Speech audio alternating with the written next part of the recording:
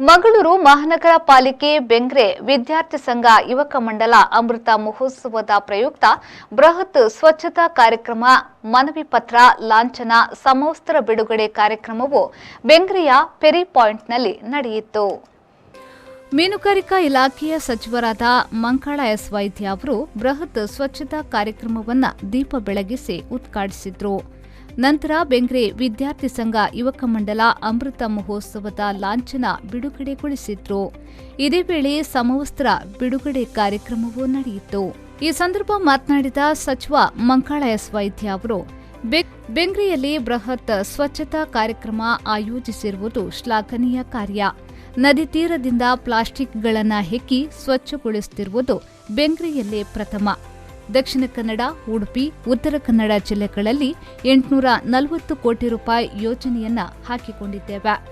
ಮೀನುಗಾರಿಕೆಗೆ ಹಾನಿಕಾರಕವಾದ ಪ್ಲಾಸ್ಟಿಕ್ ತ್ಯಾಜ್ಯಗಳನ್ನು ನದಿ ಅಥವಾ ಸಮುದ್ರದಿಂದ ಹೆಕ್ಕಿ ಸ್ವಚ್ಛಗೊಳಿಸುವ ಕಾರ್ಯ ಮಾಡಲಿದ್ದೇವೆ ಎಂದರು. ಪ್ಲಾಸ್ಟಿಕ್ ಇರಬಹುದು ಅಥವಾ ಮೀನುಗಾರಿಕೆಗೆ ಅಥವಾ ಮೀನು ಉತ್ಪಾದನೆಗೆ ತೊಂದರೆ ಆಗುವಂಥದ್ದು, ಅದನ್ನ ತಂದು ಗಾಡಿಯಲ್ಲಿ ತುಂಬಿ ಹೊರಗೆ ಕಳಿಸಿದ ಇತಿಹಾಸ ನಾನೆಲ್ಲೂ ನೋಡಲಿಲ್ಲ. ಇದು ಪ್ರಥಮ ಬಾರಿಗೆ ಮಂಗಳೂರಿನಲ್ಲಿ ಬೆಂಗ್ರೆಯಲ್ಲಿ ನಡೆದಿದೆ. ಇದು ಒಳ್ಳೆ ಕಾರ್ಯಕ್ರಮ. ಇದು ನಾವು ಈಗಾಗಲೇ ಒಂದು ಕಾರ್ಯಕ್ರಮವನ್ನು ರೂಪಿಸಿಕೊಂಡಿದ್ದೇವೆ. 840 ಕೋಟಿ ರೂಪಾಯಿ 3 ಜಿಲ್ಲೆಗೆ, ದಕ್ಷಿಣ ಕನ್ನಡ, ಉಡುಪಿ, ಉತ್ತರ ಕನ್ನಡ, ಈ 3 ಜಿಲ್ಲೆಗೆ ಇದೇ ತರ ಕಾರ್ಯಕ್ರಮ ನೀವೀಗ ಮಾಡ್ತಾ ಇದ್ದೀರಲ್ಲ. ಹೋಗಿ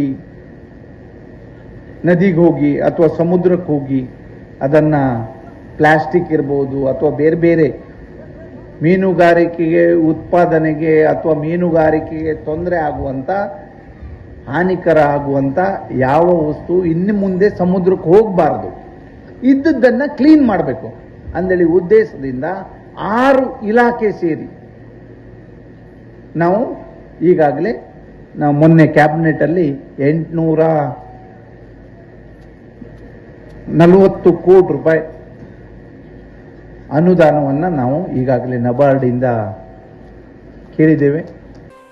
ಇದೇ ವೇಳೆ ಕಾರ್ಯಕ್ರಮದಲ್ಲಿ ಡಾಕ್ಟರ್ ಮೃದುಳಾ ಲಕ್ಷ್ಮಣ್ ದಂಪತಿಗಳನ್ನು ಸನ್ಮಾನಿಸಲಾಯಿತು.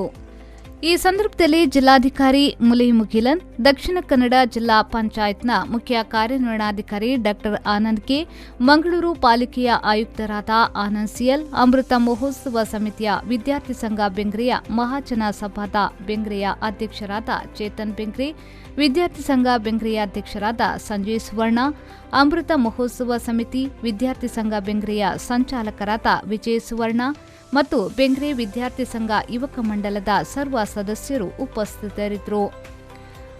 ನಂತರ ಬೃಹತ್ ಸ್ವಚ್ಛತಾ ಕಾರ್ಯಕ್ರಮಕ್ಕೆ ಸಚಿವರಾದ ಮಂಕಾಳ ಎಸ್ ವೈದ್ಯ ಅವರು ಚಾಲನೆಯನ್ನ ನೀಡಿದರು. ಜಿಲ್ಲೆಯಲ್ಲಿ ಪ್ರಥಮ ಬಾರಿಗೆ 2 ನದಿಗಳ ಸಂಗಮ ಸ್ಥಳ ಅಳಿವೆ ಬಾಗಿಲಿನಲ್ಲಿ ಗಿಲ್ನೆಟ್ ಮೂಲಕ ಸ್ವಚ್ಛತೆಯನ್ನ ಮಾಡಲಾಯಿತು. ವಿವಿಧ ಕಾಲೇಜಿನ ವಿದ್ಯಾರ್ಥಿಗಳು, ಸಂಘ ಸಂಸ್ಥೆಗಳವರು ಸ್ವಚ್ಛತಾ ಕಾರ್ಯಕ್ರಮಕ್ಕೆ ಸಾಥ್ ನೀಡಿದ್ರು.